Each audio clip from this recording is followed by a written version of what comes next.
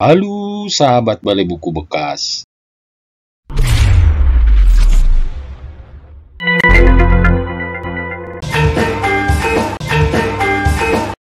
Probo Sitejo bicara mengenai kekayaan Soeharto. Kekayaan yang Probo Sitejo miliki memang berasal dari keringat Probo Sitejo di dunia bisnis.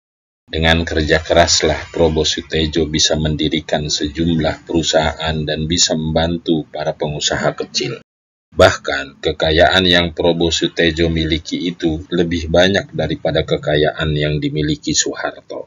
Soeharto disorot terus-menerus seakan-akan telah melakukan korupsi dan merampok uang negara. Padahal, Probo Sitejo tahu persis yang banyak memanfaatkan adalah orang-orang di sekelilingnya.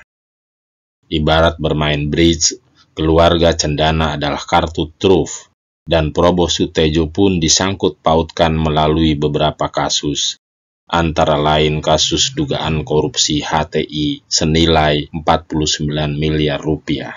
Dalam kasus itu, Probo Sitejo dituduh telah melakukan penggelembungan dana pengelolaan HTI oleh MHB. Kalau tuduhan ini benar, mengapa ketika kasus ini disidangkan masih ada investor asing yang bergerak di bidang industri pulp tertarik meneruskan proyek ini? Tuduhan-tuduhan yang menyebutkan Soeharto memiliki kekayaan miliaran dolar diyakininya tidak akan terbukti karena memang tidak ada. Probo Sitejo yang ditanya wartawan seusai mewisuda 300 sarjana Universitas Wangsa Manggala Unwanma di Yogyakarta mengatakan, "Setahu saya, Soeharto hanya memiliki tabungan hasil gaji yang dikumpulkan selama ini. Beliau tidak banyak pengeluaran karena sebagai pejabat banyak menerima fasilitas." Mengenai hujatan-hujatan yang ditujukan kepada mantan presiden itu, Soeharto memilih diam. Namun, Soeharto mulai membuat tulisan yang diduga Probo merupakan memoir atau jawaban atas berbagai tuduhan yang ditujukan kepadanya. Hujatan kepada Soeharto menurut Probo sama dengan meludah ke atas yang akhirnya akan terkena muka sendiri.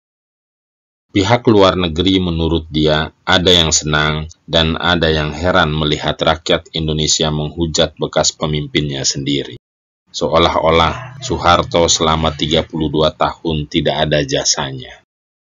Probo Sitejo mengatakan, kalau pemerintah terlalu memperhatikan demokrasi dan hak asasi manusia atau HAM, maka rakyat akan terlantar. Sekarang ini demokrasi dan HAM diutamakan, tapi melupakan pertumbuhan ekonomi. Rakyat menjadi korban.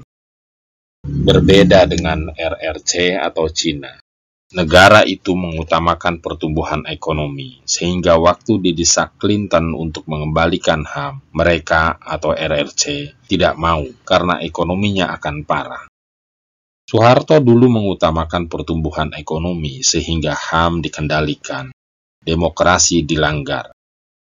Mengenai tuntutan agar Soeharto diadili, Probo menyatakan mereka yang meminta agar kekayaan Soeharto dikembalikan sebaiknya segera mencari bukti tentang dana yang diduga disimpan di suatu tempat.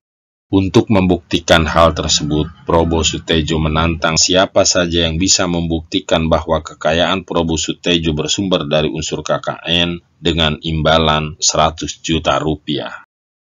Kekayaan yang Probo Sitejo miliki memang berasal dari keringat Probo Sitejo di dunia bisnis. Dengan kerja keraslah, Probo Sitejo bisa mendirikan sejumlah perusahaan dan bisa membantu para pengusaha kecil.